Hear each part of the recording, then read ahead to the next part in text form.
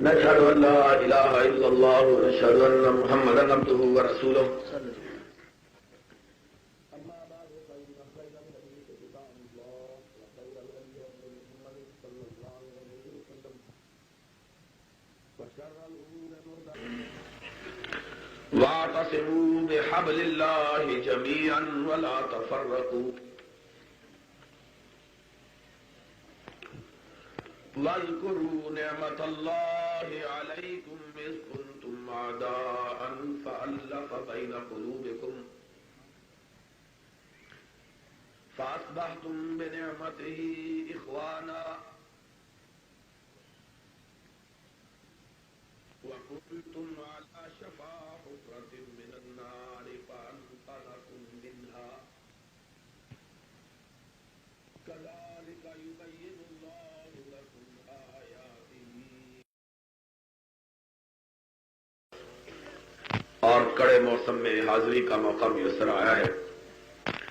موسم خاصا سرد ہے اور آپ حضرات مجھ سے بیشتر میرے بہت سے ساتھیوں اور دوستوں کے خطابات سے مستفید ہو چکے ہیں، اور میں سمجھتا ہوں کہ زیادہ دیر تک آپ کو بٹھائے رکھنا ویسے بھی کچھ مناسب نہیں ہے. اس لیے میں نبی محترم علیہ الصلوۃ والسلام کی سیرت اور آپ کے سوانے کے حوالے سے چند ایک باتیں آپ کی خدمت میں کہوں گا. سب سے پہلے کہ میں اپنی گفتگو کا آغاز کروں، میں اس بات کی طرف آپ کی توجہات کو مبذول کروانا چاہتا ہوں کہ مجھے ہر سال ربیع الاول کے مہینے کی آمد پر پاکستان کے اندر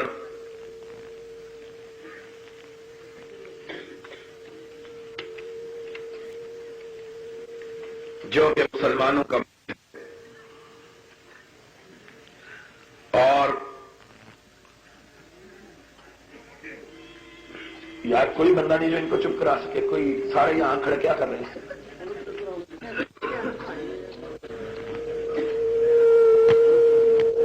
اس ملک کے اندر جو ملک اسلام کے نام پر بنا ہے اور جس کے بیشتر باسی اور رہنے والے مسلمان ہیں،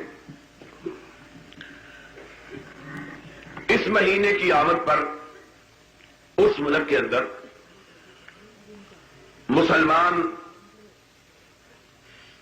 کچھ ایسی حرکات کرتے اور اس قسم کا وتیرہ اختیار کرتے، ایسی روش اپناتے اور ایسا طرز عمل اختیار کرتے ہیں جن کو دیکھ کر انتہائی دکھ اور افسوس ہوتا ہے. اس وجہ سے کہ جس کے نام سے یہ مہینہ منسوب ہے اور جس کی اس مہینے میں آمد ہوئی ہے، اس کا کردار کیا تھا اور ہم اس کا نام لے کر کون سے کردار کو اختیار کرتے ہیں. سرور گرامی حضرت محمد الرسول اللہ صلی اللہ علیہ وسلم 13 برس تک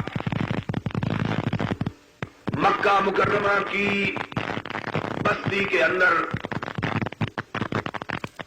بازاروں میں، گلیوں میں، چوراہوں میں لوگوں سے پتھر کھاتے رہے، ان سے گالیاں سنتے رہے، اپنے آپ کو مجنون کہلوایا، انہیں ساحر کہا گیا، کاہن کے لقب دیے گئے، بھائی اور باپ اور بیٹی اور ماں، ان کے درمیان تفریق پیدا کرنے والا کہا گیا. لیکن اس سب کے باوجود، بلکہ اس سے بھی بڑھ کر آپ کے قدموں کو لہو لہان کیا گیا، آپ کے گلوئے اطہر میں کپڑا ڈالا گیا، آپ کے جسم کو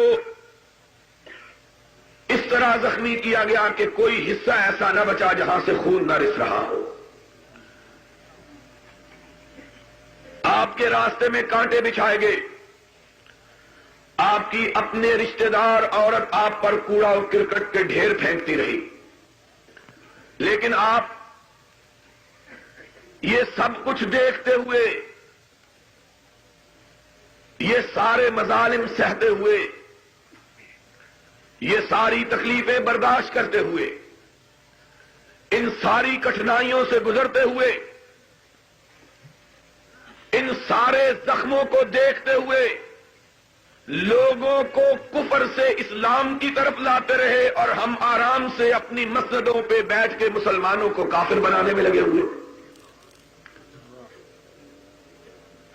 نبی کائنات علیہ الصلوۃ والسلام نے تو یہ مصیبتیں اس لیے جھیلی کہ کافروں کو مسلمان کریں، اور ہم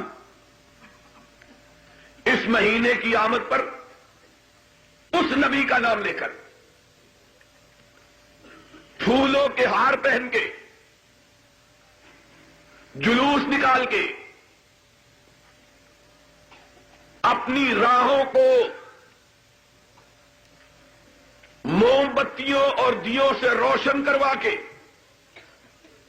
لوگوں کو تاریکیوں کی طرف دھکیلتے اور محمد کی امت کے لوگوں کو اسلام سے خارج کرنے کا فریضہ سر انجام دیتے. کیا حضرت محمد الرسول اللہ صلی اللہ علیہ وسلم کی یہی روش تھی؟ کیا آپ کا یہی طریقہ کار تھا؟ کیا اس مہینے میں یہی کام کرنا چاہیے؟ کیا جس کے نام پر اس مہینے کو آراستہ اور پیراستہ کیا جاتا ہے اس کو ایسے ہی کام پسند تھے؟ اس کے اخلاق کا عالم تو یہ تھا کہ اس کا بدترین دشمن اس کی زندگی اقدس میں ان کے بارے میں تاریخ کے سب سے نازیبا کلمات اپنی زبان سے نکالتا. قرآن نے ان الفاظ کو محفوظ کیا ہے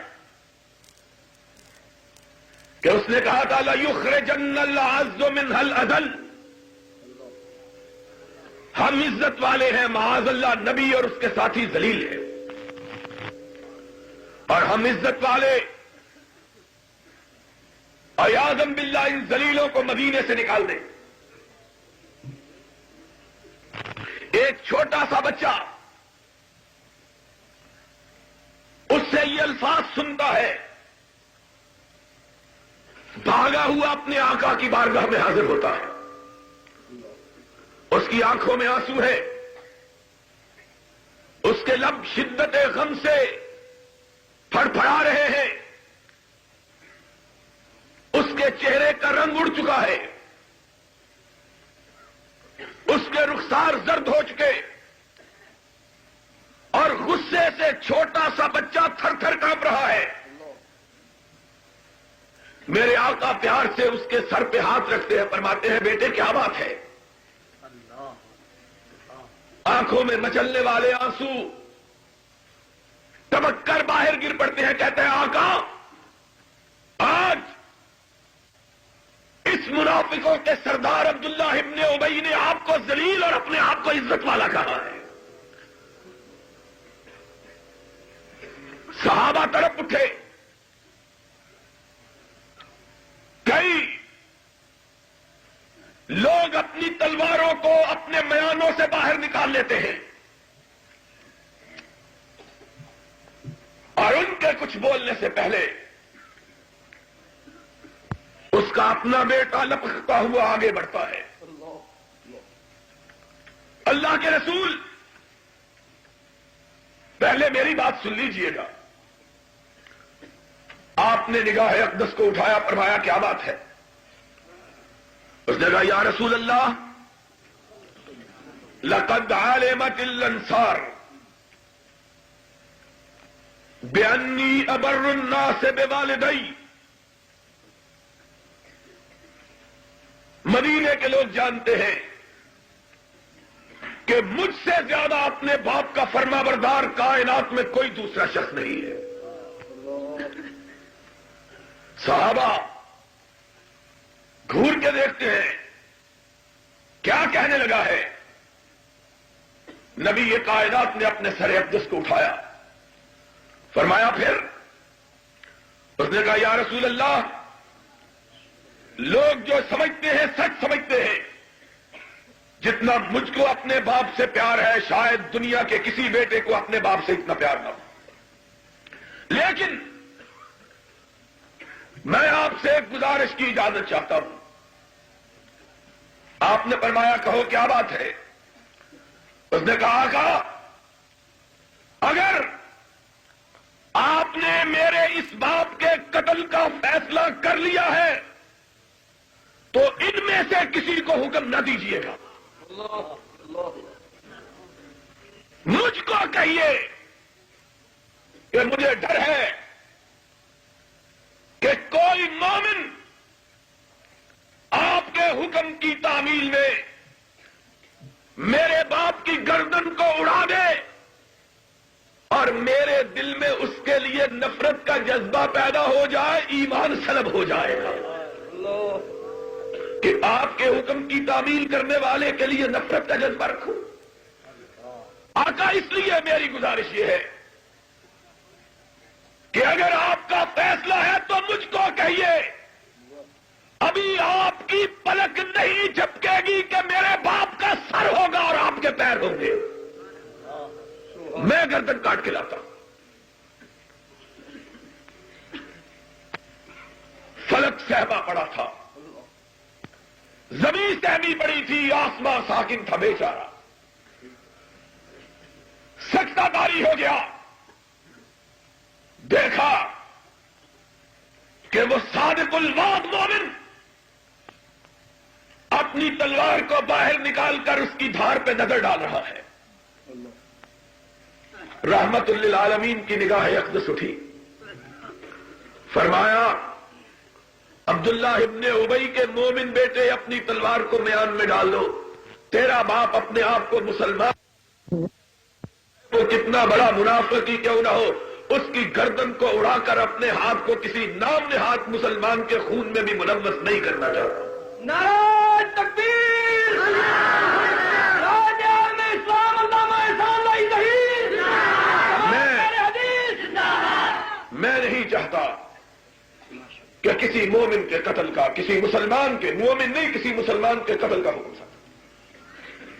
یا رسول اللہ منافق ہے. کہا اس کا معاملہ اس کے رب کے ساتھ ہے. میں اسلام کا جھوٹا دعویٰ کرنے والے کو بھی کافر کہنا پسند تو تمہارا نبی تو یہ ہے, اور تم جن کو نہیں جانتے کہ ان کے ایمان کا کیا مقام ہے,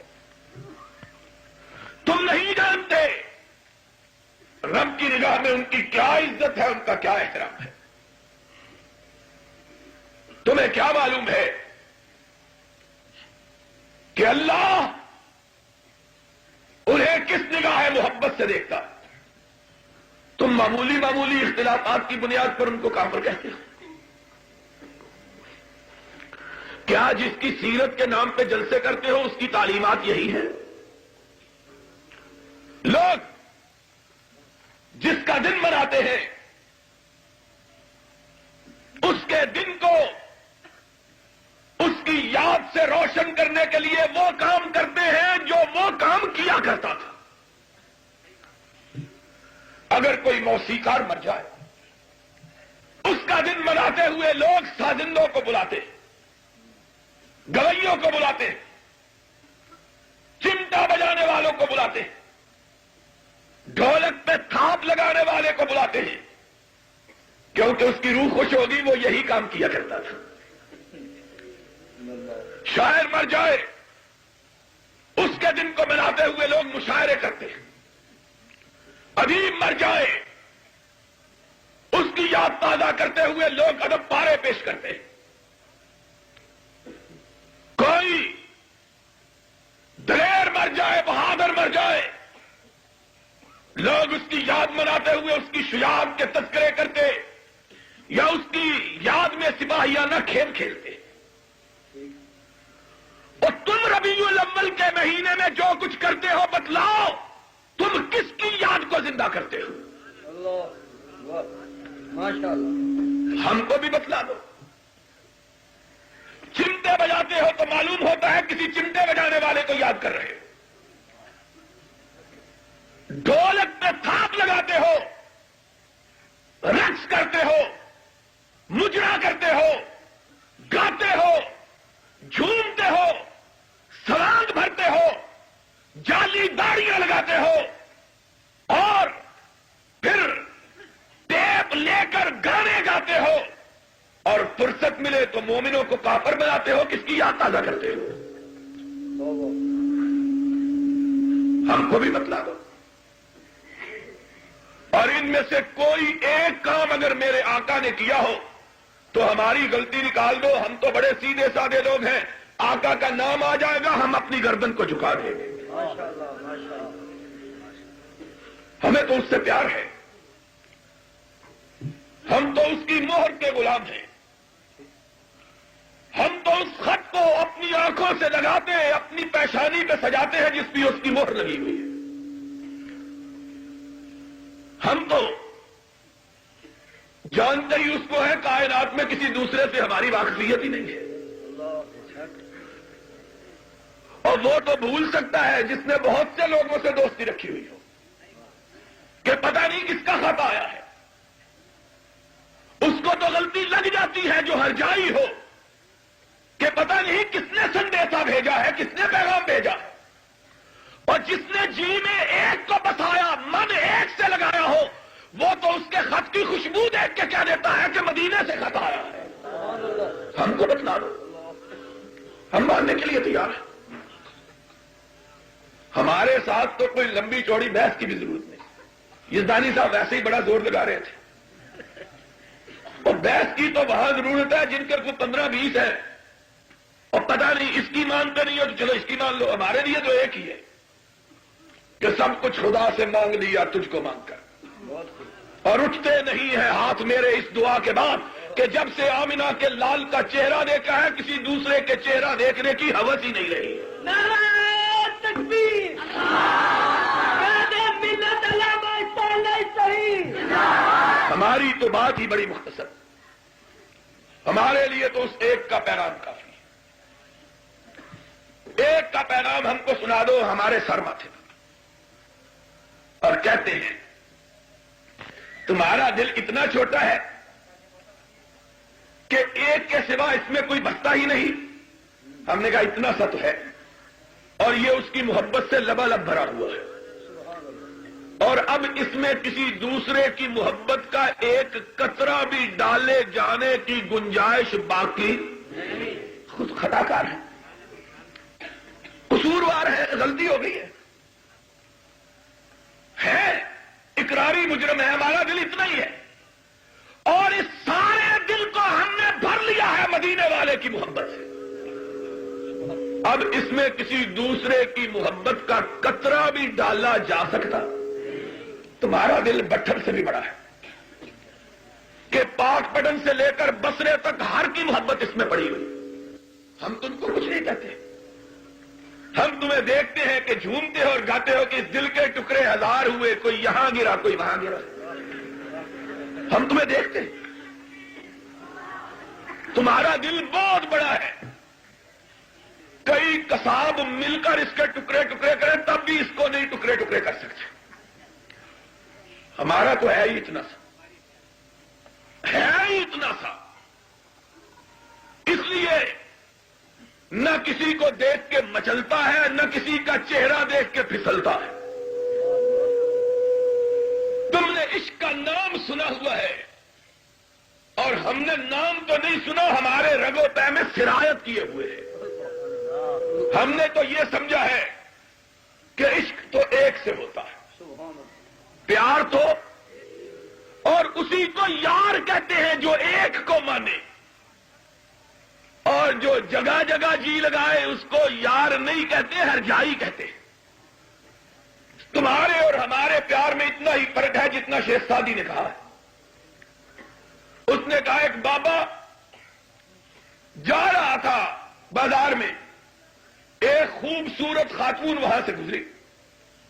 بابا جی نے کبھی اتنی خوبصورت عورت دیکھی نہیں تھی، دل پکڑ کے بیٹھ گئے۔ اب پیچھے پیچھے چلنا شروع کر دے گا، بابا تیری مت ماری گئی، بڑھاپے میں تجھ کو کیا ہو گیا ہے؟ کہہ لگا بی بی میں عاشق ہو گیا۔ اس نے کہا پھر عاشق ہی ہونا تھا بدبختہ، تو میری بہن پہ عاشق ہوتا جو مجھ سے بھی زیادہ خوبصورت ہے۔ بابا کچا تھا، اس نے کہا وہ کدھر ہے؟ اس نے کہا پیچھے آ رہی ہے۔ اس نے پیچھے مڑ کے دیکھا، اس نے تھپڑ مارا زور سے۔ اس نے کہتا عاشق ہوتا تو پیچھے مڑ کے دیکھنا گوارا، اور ہم کو بھی دیکھو، اور جماعت اسلامی والا سن لو، ہم کو یہ کہنا دیتے ہو شریعت بل نہیں مانتے، اور نہیں مانتے اس لیے کہ اس میں مدینے والے کے ساتھ کسی دوسرے کا بھی نام لکھا ہوا ہے۔ نعرہ تکبیر، نعرہ تکبیر، قائد ملت علامہ احسان اللہ زہیر، جمعیت اہل حدیث پاکستان۔ ہم سے تانا دیتے ہو، کعبے باشبائی، شام کعبے باشبائی، جاؤ کوئی لے کے آؤ دستاویز جس پہ صرف آمنہ کے لال کا نام لکھا ہوا ہو۔ خدا کی قسم ہے ہم پڑھیں گے بھی نہیں، سر دے دیں گے، کہیں گے آمنہ کے لال کا نام تو لکھا ہوا ہے۔ اور قیامت کے دن عرش والا پوچھے گا کیا لے کے آئے ہو؟ کہیں گے اللہ دو ہی سبق سیکھے تھے کہ جھکاؤ تو سب تیرے آگے جھکاؤ، اور دل میں بساؤ تو صرف محمد کو بساؤ۔ اللہ اس مدینے والے کی عظمت کے لیے اس کے پیار میں اپنی گردن کو کٹا کے لے کے آئے۔ تم ہم سے منواتے ہو، آؤ ہم سے بات کرنی ہے تو سیدھی سادی کرو۔ ہم کوئی یار ہر جائی نہیں ہے کہ کسی پنجابی میں نے کبھی نہیں بولی، لیکن ایک بات یاد آ گئی ہے کہ جتنی دیکھی توا پرات اوٹھے گزاری ساری رات۔ یہ ہم سے نہیں ہو سکتا، اس کے لیے کسی اور بڈھے کو منگوا لو۔ کیوں یلدانی؟ ہم سے یہ نہیں ہو سکتا۔ ہم نہ کسی کا توا دیکھتے ہیں، نہ کسی کی بارات دیکھتے ہیں، اور نہ کسی کی شادی دیکھتے ہیں، نہ کسی کی بارات دیکھتے ہیں، نہ کسی کی کرسی دیکھتے ہیں، نہ کسی کا اقتدار دیکھتے ہیں، نہ کسی کی طاقت دیکھتے ہیں، نہ کسی کا اختیار دیکھتے ہیں، نہ کسی کی حکومت دیکھتے ہیں، نہ کسی کا وقار دیکھتے ہیں، نہ کوئی کرنیل دیکھتے ہیں، نہ کوئی جرنیل دیکھتے ہیں، نہ ضیاء الحق دیکھتے ہیں، نہ جنیجو دیکھتے ہیں۔ ہم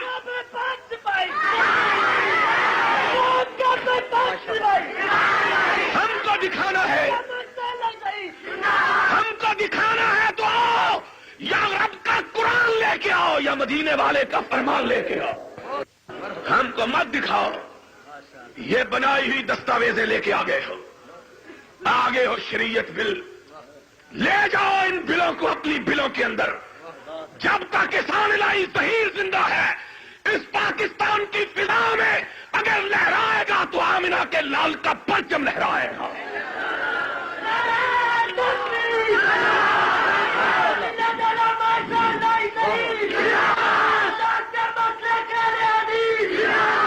لے کے آگے ہے، بل لے کے آگے ہے۔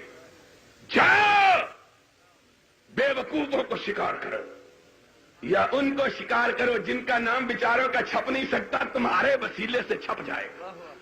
ہم نہ وسیلے کے قائل نہ پتیلے کے قائل، لے جاؤ ان کو اٹھا کر۔ ہم سیدھی بات کرتے ہیں، اور جو لوگ ضیاء الحق کے 10 سالہ ماشاء اللہ کے اقتدار کے زمانے میں نہ ضیاء الحق سے ڈرے، نہ اس کے مارشل لا سے ڈرے، تمہاری ان بلی کی میاؤں سے ڈر جائیں گے؟ اور یہ بلی بھی بیچاری مری ہوئی جس کو کئی دن سے چیچڑے نہیں ملے۔ اختلاف تو چیچڑوں کا ہے، اور کس بات کا اختلاف ہے؟ صرف چیچڑوں کا اختلاف ہے۔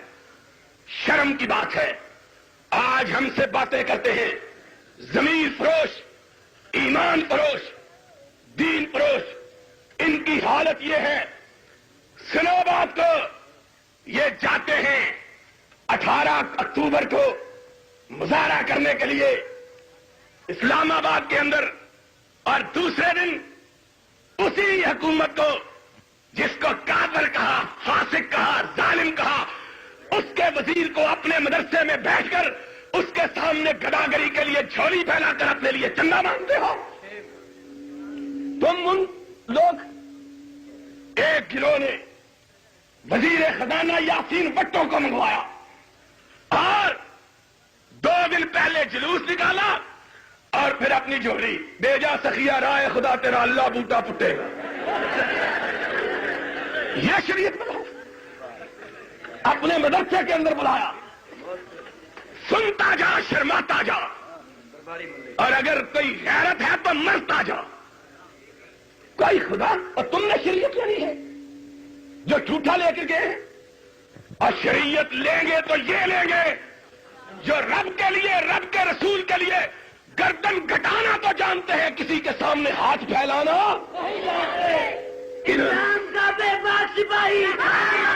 یہ گداگر خدا کی قسم ہے۔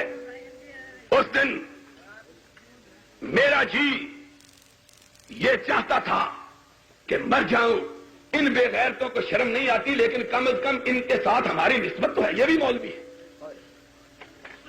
یہ بھی مولوی 2 دن صبر نہیں ہو سکا، 2 دن نہیں صبر ہو سکا، 2 دن اپنے گراگری کے کجے کو بند کر کے رکھ دے، 2 دن نہیں کر سکے۔ اسی مدرسے سے موٹریں چلی تھی، اسی مدرسے کا اعلان ہوا اخبارات میں، یہاں سے بسیں جائیں گی مظاہرہ کرنے کے لیے، اور اس کی قیمت 30 بن وصول کرنے۔ جنگ میں چھپی خبر، نوائے وقت میں چھپی، امروز میں چھپی، مشرق میں چھپی۔ کہا ہماری بات مانو، اس نے کہا نہیں مانتے، کہہ لو پھر اسی تنخواہ پہ گزارا کر لیں گے۔ ان سے اسلام آئے گا؟ دوسرے مدرسے کی بات سنو، انہوں نے تو مرکزی وزیر خزانہ کو بلایا تھا، ان کو مرکز کا کوئی نہیں ملا، انہوں نے صوبائی وزیر اوقاف ہی بلا لیا، اور کچھ نہیں، کسی مزار کا گلہ توڑ کے ہی ہم کو کچھ دیتے۔ یہ لوگ ضیاء الحق کے ہاتھ چومنے والے۔ ایک مولوی کہتا ہے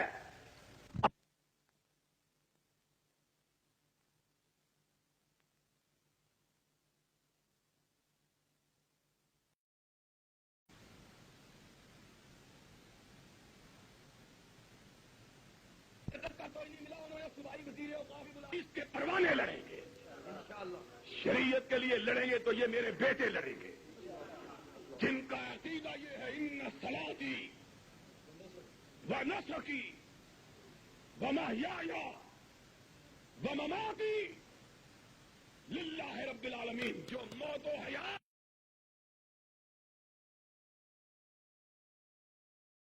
اور نفع اور نقصان کا مالک رب کے سوا کسی دوسرے کو سمجھتے ہیں، اور جو مردوں کو بھی نفع نقصان کا مالک سمجھتے ہیں، انہوں نے کس کے لیے لڑنا ہے؟ انہوں نے ڈرنا ہی ڈرنا ہے، انہوں نے لڑنا نہیں، انہوں نے ڈرنا ہی ڈرنا۔ ہم لڑیں گے انشاءاللہ۔ اور سی آئی ڈی والوں لکھ لو، ضیاء الحق کو پیغام بھیجو، کم از کم ایک رات کی نیند تو اس کی حرام ہو جائے گی۔ اس کو لکھو کہ جس دن اہل حدیث کتاب و سنت کی بالادستی کے لیے سروں پر کفن باندھ کر میدان میں نکل آئے، بازاروں میں آ گئے، تو پھر سن لو، یا رب کے رسول کا پرچم لہرائے گا، تم نہیں ہوگے، اور اگر تم ہوگے تو پھر ہم نہیں ہوں گے۔ نعرہ تکبیر، عالم اسلام علامہ احسان اللہ ظہیر، جمعیت اہل حدیث پاکستان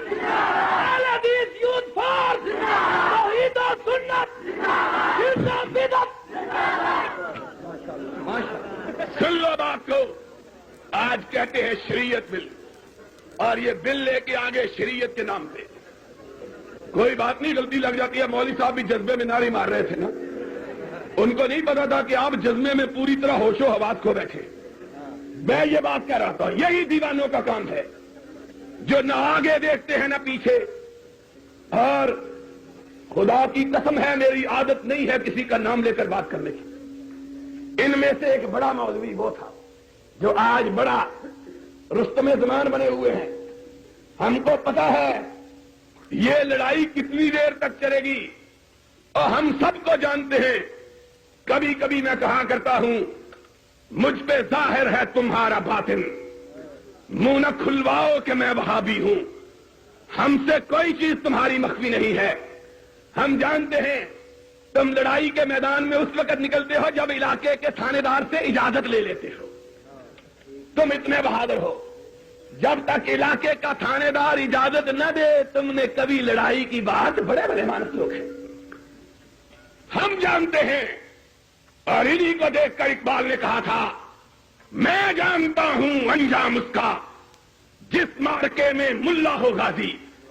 یہ ملا لرز جاتا ہے آواز اذاں سے، اس کو ہم جانتے ہیں یہ کتنے برتے میں اور کتنے پانی میں ہے، اور حکومت بھی جانتی ہے۔ اسی لیے ان کی تقریریں بھی، ان کے جلسے بھی، ان کا احتجاج اسلام آباد میں بھی ہوتا ہے، کوئی ان کو نہیں روکتا۔ اور ہم جاتے ہیں کسی جگہ، تھانے دار اس بیچارے کی چھٹی جو ہے وہ ختم ہو جاتی ہے۔ اور اے سی صاحب یہاں کے اتنے شریف آدمی ہیں، میں جانتا ہوں، میں بہت ہی تعریف نہیں کرتا، مجھے بیچارے کو کڈ ہی نہ دیں۔ وہ بیچارہ 8 میل دور بار ہمارے آنے کی آمد کی خبر سن کر بیچارے باہر گئے، شریف آدمی، اور ہم آتے ہیں کب کبھی تاری ہو جاتی ہے، جانتے ہیں وہ آ رہے ہیں کہ یا اپنا گرے چاک یا دامن یزنا چاک، اور تم پارلیمنٹ ہاؤس کے باہر مظاہرے کے لیے بھی جاتے ہو، کوئی تمہیں نہیں روکتا۔ کیوں نہیں روکتا؟ اس لیے کہ حکومت جانتی ہے اپنے گھڑے کی مچھلیاں ہی آ رہی ہیں، اپنے بال کے ہی آ رہے ہیں، اپنے پٹھو ہی آ رہے ہیں، اور اپنے پٹھوؤں کو لوگ کہتے ہیں چڑھ جا بیٹا، کوئی بات نہیں۔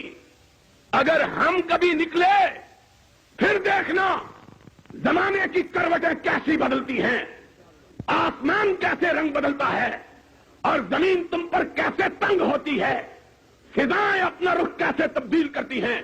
جب ہم نکلیں گے تو انشاءاللہ پاکستان میں تمہارا رہنا دوبر ہو جائے گا۔ یہ نکلتے ہیں پوچھ کر۔ ان میں سے ایک بڑے مولوی کی بات یہ ہے، سن 77 کی تاریخ میں آج یہ پیپلز پارٹی کے خلاف اور ہم نے بھٹو کے دور میں لڑائی لڑی، کائنات گواہ ہے، پاکستان کی تاریخ گواہ ہے۔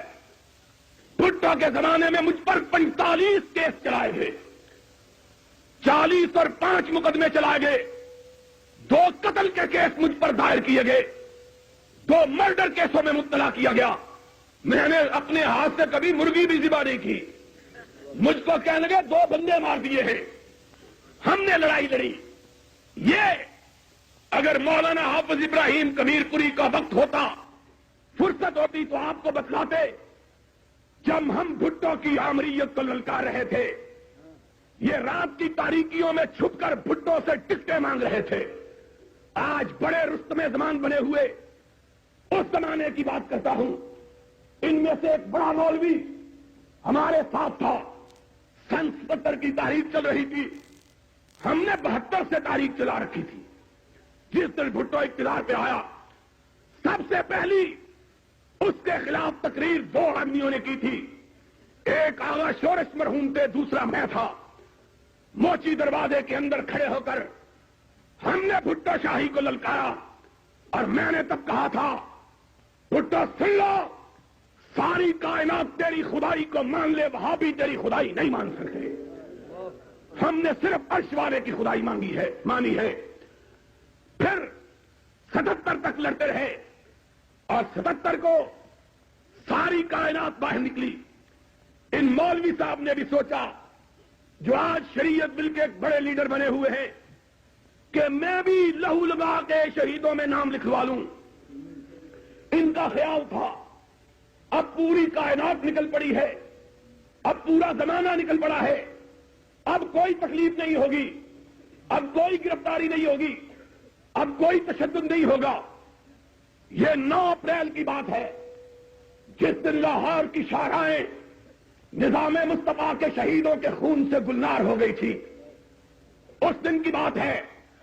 علماء کے جلوس کی قیادت میں کر رہا تھا, یہ بزرگ بھی میرے ساتھ تھے. اچانک کیا دیکھا, سامنے پولیس کھڑی ہے, اس نے ذرا بختر پہنے ہوئے ہیں, ہاتھوں میں ڈنڈوں کی بجائے ریفلیں پکڑی ہوئی ہیں, اور ایک لائن انہوں نے ایک سرخ لائن کھینچی ہوئی ہے.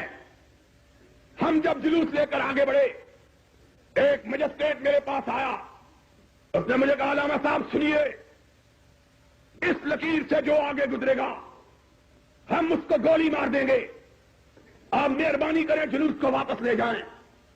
میں نے اس کو کہا مجھے اس ماں نے جنا ہے جس نے صرف پلٹنے کا طریقہ سکھلایا ہے, جس نے صرف جھپٹنے کا طریقہ سکھلایا ہے, پلٹنے کا طریقہ نہیں سکھلایا ہے. ہماری لغت کے اندر شہید تو موجود ہے, ہماری تاریخ کے اندر اسماعیل تو موجود ہے, ہماری تاریخ کے اندر سید احمد تو موجود ہے, ہماری تاریخ کے اندر مجدد التسانی تو موجود ہے, ہماری تاریخ کے اندر امام ابن تیمیہ تو موجود ہے, ہماری تاریخ کے اندر احمد ابن حنبل تو موجود ہے. نہ کوئی جابر موجود ہے, نہ کوئی میر دکن موجود ہے. ہم نے جبٹنا سیکھا ہے, پلٹنا نہیں سیکھا. تم ان کو کہو گولی چلائیں, ہم سرور کائنات کی عظمت کے لیے اپنے سینوں پہ گولی کھائیں گے. کائنات دیکھے گی کہ وہابیوں کے بیٹے پشت پہ گولی نہیں کھاتے. میں آگے بڑھا, مولوی صاحب پیچھے ہٹنے لگے. میں نے دیکھا, میں نے کہا کہاں جا رہے ہو؟ کہنے لگا میں اماں جی سے اجازت لے کے نہیں آیا ہوں, خدا کی قسم ہے. اس شخص نے مجھے کہا کہ میں اپنی والدہ سے اجازت لے کے نہیں آیا. میں نے کہا جاؤ, پھر پلٹ جاؤ, اپنی ماں کو میرا سلام کہنا, اور اگر میں مر جاؤں آج تو میری ماں کو بھی میرا سلام کہنا, اور کہنا تیرے بیٹے نے بھی تجھ سے اجازت نہیں لی تھی, میں نے بھی تجھ سے اجازت نہیں مانگی تھی, لیکن اماں مجھے یقین تھا کہ اگر محمد کی آبرو کے لیے میں تجھ سے کٹنے کی اجازت لیتا تو یہی جواب دیتی, بیٹا اجازت لینے میں وقت کیوں ضائع کیا ہے, کہیں رب ناراض نہ ہو جائے. اسلام کا بے باک سپاہی, اسلام کا بے باک سپاہی, اسلام کا بے باک سپاہی. ہم جانتے ہیں ان لوگوں کی حیثیت کیا ہے, کتنے ان کے پانی میں ہیں, ان کی جرأتوں کا کیا عالم ہے. اور کعبے کے رب کی قسم ہے, تم محمد کے نام گرامی کو لے کے آؤ, تم خدا کی توحید کا ڈنکا بجا کے آؤ, شریعت بل لے کے نہیں آؤ, شریعت لے کے آؤ. میں تمہارے ساتھ اگلی سبھوں میں گولی کھانے کے لیے تیار, اور اپنے پورے ساتھیوں کو محمد کی آبرو پہ کٹوانے کے لیے تیار ہوں. پھر دیکھتا ہوں حکومت جھکتی ہے کہ نہیں جھکتی. اس کو پتا ہے یہ بکنے والے ٹوٹرو یہ ہمارا ہی رنگ جمائیں گے اور کچھ نہیں کمائیں گے. ان کو پتا ہے, اس لیے تمہیں اجازت ہے, اس لیے تم پر کوئی پابندی نہیں. تم پارلیمنٹ کے سامنے بھی مظاہرے کرتے ہو, تم کو کوئی نہیں روکتا.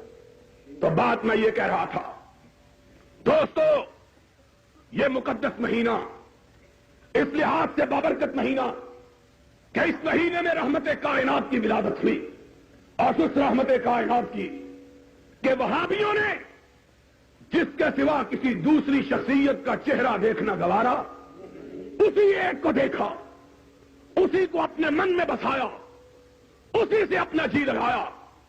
اس شخص کی عظمتوں کا کیا کہنا, اس انسان کی رفتوں کا کیا کہنا, اس بشر کی بلندیوں کا کیا کہنا کہ لوگ اس کو مار رہے ہیں, وہ مار کھا رہا ہے, اور جب پیٹنے والے پیٹ پیٹ کے تھک جاتے ہیں وہ دم لینے کے لیے رک جاتا ہے، اس کی نگاہیں آسمان کی طرف اٹھ جاتی ہیں، آسمان سے اللہ کا فرشتہ آ جاتا ہے، اے اللہ کے محبوب، جب تجھ پہ پتھر پڑ رہے تھے، آسمان والے لڑ رہے تھے، کونین سہما ہوا تھا کہ آج شب روز محشر سلطان داور کو، بے گناہ کو لوگ مار رہے ہیں، کہو ان کے لیے کیا سزا تجویز کرتے ہو؟ وہ اپنی نگاہیں آسمان کی طرف اٹھا کے کہتا تھا، اللہم اہد قومی فإنہم لا یعلمون، اللہ میں ان مارنے والوں کا بھی برا نہیں چاہتا، میں ان کے لیے بھی یہی چاہتا ہوں کہ اللہ یہ مومن ہو جائے اور تیری جنت کو حاصل کر لے۔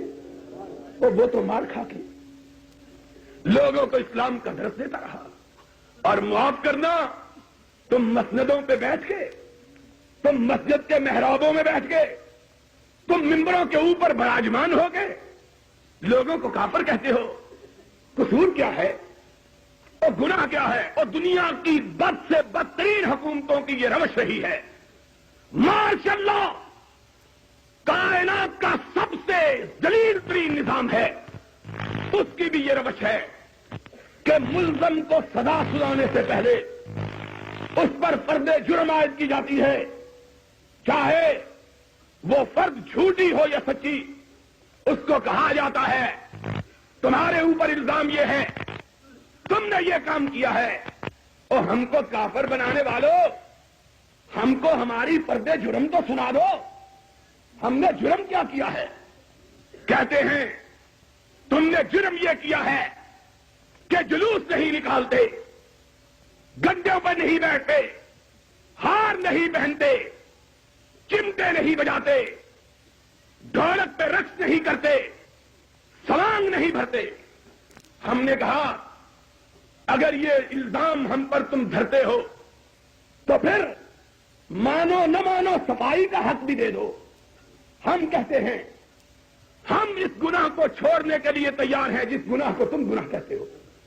اگر یہ الزام جرم ہے، ہم اس جرم سے کنارہ کش ہونے کے لیے تیار ہیں، لیکن ہماری بدقسمتی یہ ہے، وہابیوں کے گھر پیدا ہوئے ہیں، ہمارے ماں باپ نے ہم کو دولے شاہ کا چوہا نہیں بنایا ہے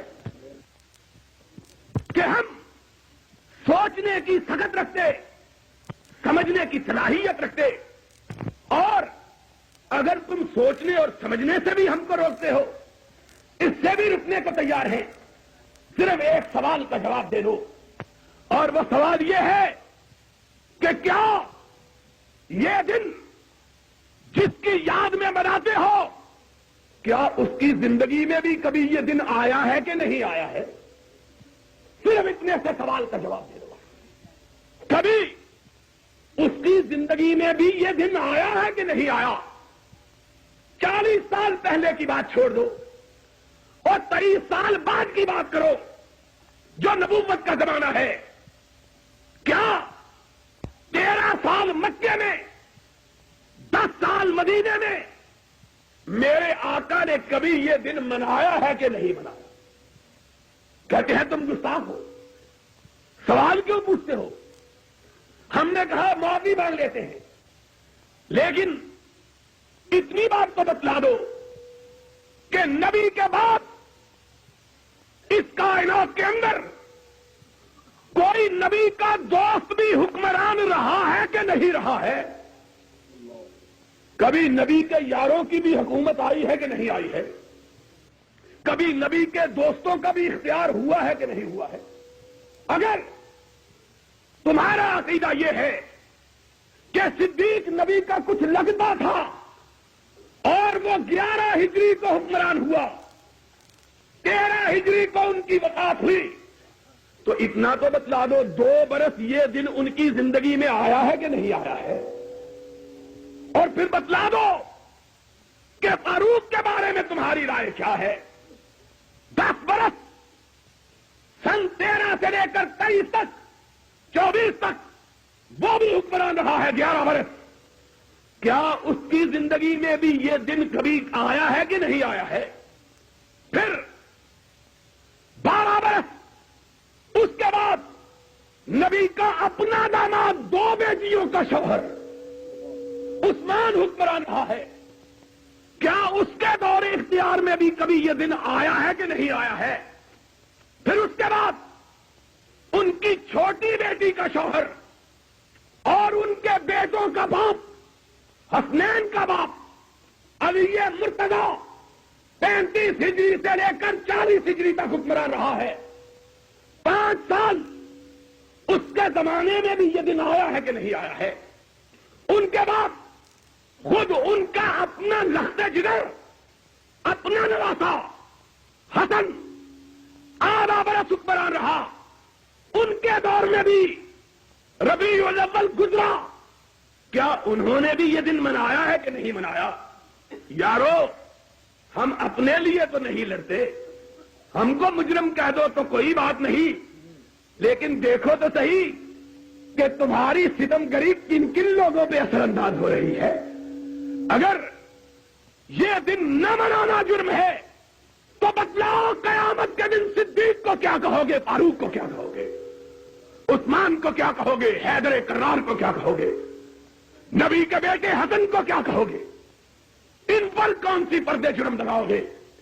جاؤ اگر تم یہ کہو کہ ہم بھی اسی جرم کے مرتکب جس کے یہ مرتکب تھے، تو ہمارے نصیبے کا کیا کہنا کہ ہم بھی اسی صف میں کھڑے ہوں جس صف میں صدیق و فاروق کھڑا ہو. پھر اس سے بڑی ہمارے نصیبے کی بات کیا؟ لوگوں آؤ انصاف کی بات کرو. آج تمہارا ملک اس بات کا متحمل نہیں ہے کہ معمولی باتوں کو، ان باتوں کو جن کو تم نے خود تراشا ہے، نہ قرآن میں جن کا ذکر، نہ محمد کے فرمان میں جن کا تذکرہ، ان باتوں پہ لڑ کے امت کو بانٹ رہے، امت میں تفرقہ پیدا کر رہے، امت میں خلفشار پیدا کر رہے، امت میں انتشار پیدا. آج امت کو اتحاد کی ضرورت ہے. آج امت کو اتفاق کی ضرورت ہے. بیرونی جارحیت ہمارے دروازوں پہ دستک دے رہی ہے. روسی فوجوں کی شاہ پر افغانستان ہر روز پاکستان پہ بمباری کر رہا ہے. مسلمانوں کی بہو بیٹیاں لٹ رہی ہیں، مسلمانوں کی آبروئیں کٹ رہی ہیں. ہندوستان پاکستان کا اصلی دشمن، ہندو مسلمانوں کا بدترین دشمن اپنی فوجیں ہماری سرحدوں پہ لے آیا ہے. اور یہ حکمران طبقہ دونوں ہاتھوں سے ملک کو لوٹ رہا ہے. پنجاب کے وزیر اعلیٰ کے بارے میں فرنٹیئر پوسٹ 3 نومبر کے اندر چھپا ہے کہ اس وزیر اعلیٰ نے پنجاب کا اربوں روپیہ لوٹا ہے. ایک ملا بے غیرت جس نے چند روز پیشتر جھوٹ کہا کہ محمد کریم میرے پاس آئے اور رسول اللہ میرے پاس آئے، جھوٹ بولا اور کہا میں نے اس وزیر اعلیٰ سے کوئی فائدہ نہیں اٹھایا. اس کے بارے میں دستاویزی ثبوت چھپا کہ جس طرح رسول اللہ کے بارے میں جھوٹ بولا، اس طرح وزیر اعلیٰ کے بارے میں بھی جھوٹ بولا. 166 کنال زمین جس کی قیمت 1,66,00,000 روپیہ ہے، اس ملا کو اس وزیر اعلیٰ نے دی ہے. چھپا ہے اخبار میں.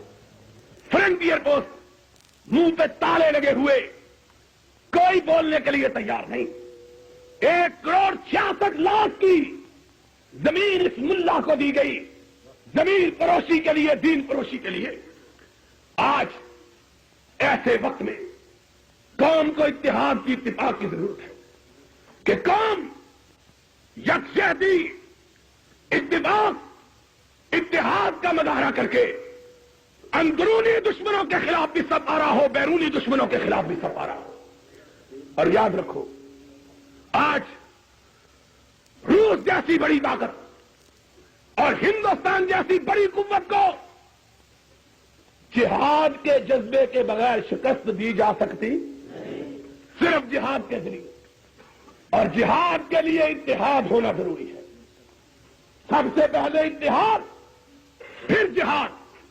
آج تم امت کو ان معمولی باتوں پر جن کی کوئی قرآن و سنت میں دلیل نہیں، یہ امت روایات میں کھو گئی، یہ ملت خرافات میں کھو گئی، تمدن تصوف تغنی کلام بتانے عجم کے پجاری تمام، یہ امت روایات میں کھو گئی، یہ ملت خرافات، اور حکمرانوں کو یہ بات سوٹ کرتی ہے کہ قوم آپس میں لڑتی رہے تاکہ ان کو اپنی لوٹ کھسوٹ کی کوئی رکاوٹ محسوس نہ ہو۔